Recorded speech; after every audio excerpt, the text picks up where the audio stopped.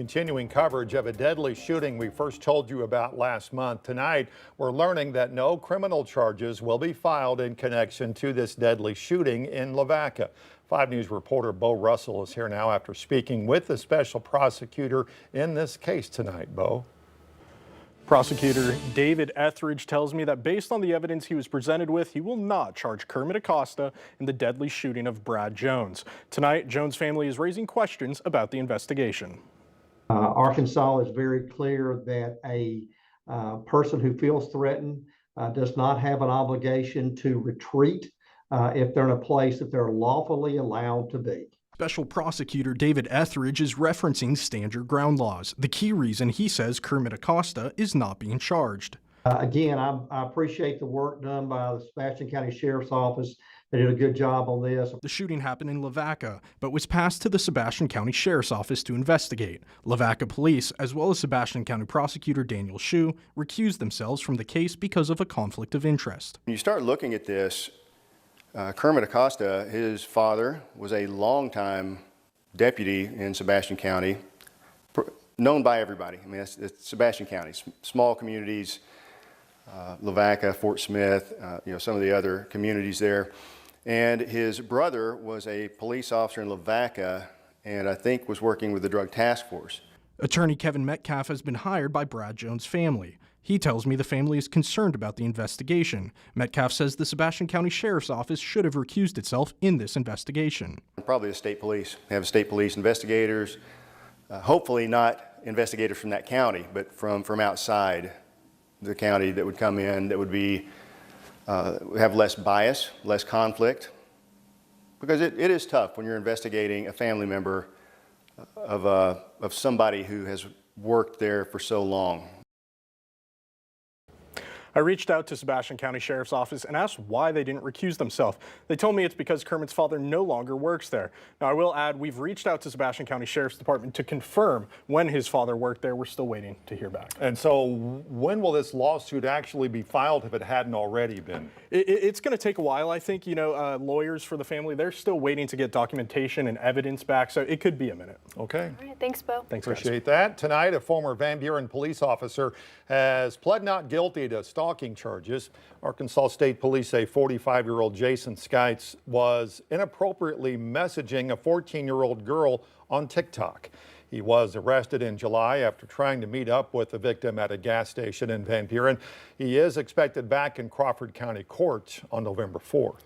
In Fort Smith, school police say a student brought a BB gun on campus. Tonight, they're sharing a reminder for parents about school safety. News reporter Parker Abels is live at Kavanaugh Elementary School where this happened today. Parker? And Morgan, the good news is that everyone is safe. However, the situation really opened eyes to just how dangerous this can be. As police point out, it's hard to tell the difference between a BB gun and a real firearm. Now, police are not releasing the name or age of the student, but Fort Smith Public Schools police say this incident highlights just how threatening it can be. Officers explain how the striking similarities in appearance between BB guns and actual guns can lead police to treat them as the real thing, putting the student and everyone around them at risk. Today, I spoke with Eric Huber, the chief of police for Fort Smith Public Schools. He stressed how critical it is for parents to make sure their child is always on the lookout for a situation like this. Other students being vigilant, it's other staff members that are being vigilant. We all know crime does not always knock on our door. So we rely upon other people to be vigilant, and if they see something, to say something.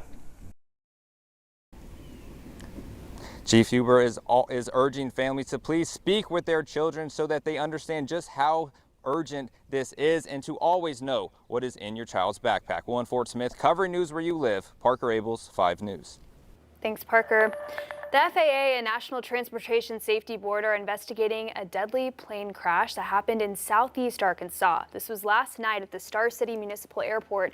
State police say responders were called to the airport about 7:30, where witnesses told police 53-year-old James West was taking off in a homemade plane when the plane stalled, hit a tree, and fell to the ground. West was taken to the hospital and later died from his injuries. Police in Sequoyah County are investigating a deadly crash. This happened Thursday just east of Sallisaw off Highway 64 and North 4670 Road. Police say a pickup truck went off the road, hitting a sign, a ditch, and a tree before rolling over, catching fire, trapping the driver. Police say they haven't yet been able to confirm who the driver was because of just how severe this crash was. Family of a teenager shot and killed by a Benton, Arkansas police officer in 2016 is preparing for another legal fight. Last February, a federal judge awarded the Schwenkel family $32 million for the death of their 17-year-old son, Keegan. Schwenkel was killed in October of 2016 after he ran into the woods near his home in Saline County. However, last April, a federal judge reversed the jury's ruling.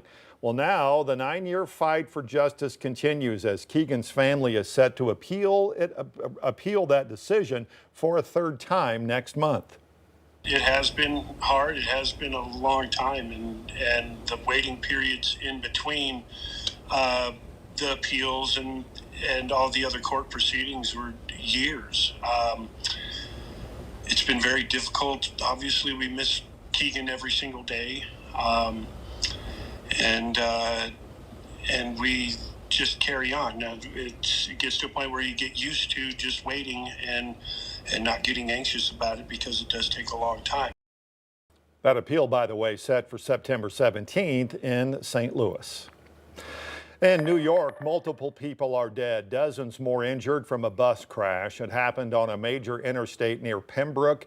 New York State Police have not confirmed the number of dead. Actually, we just found out that 5 people have died in this, but they do say a child is among them. Police also say all 52 were on board were hurt or killed. So far, they've confirmed 40 taken to area hospitals. The passengers were on their way to New York City from Niagara Falls when the bus lost control. Well, Hurricane Erin continues to batter parts of the East Coast as it moves further out to sea. The massive storm still churning up the waters on beaches up and down the Atlantic coast, flooding communities and triggering dangerous rip currents. The governor of New Jersey declared a state of emergency Thursday and banned swimming at beaches. Strong winds and powerful waves also pounded North Carolina's Outer Banks. Most of the villages were flooded pretty bad. Most of all the rental homes where the people would be staying at, they would have been just stuck in the house anyway. You know, they couldn't have got out if they were in the house. So if you don't live down here, don't come down here during a storm. It's not fun and games. The worst of the rough surf is expected to move out by the weekend, but forecasters say the next named storm of the Atlantic hurricane season could develop in the coming days.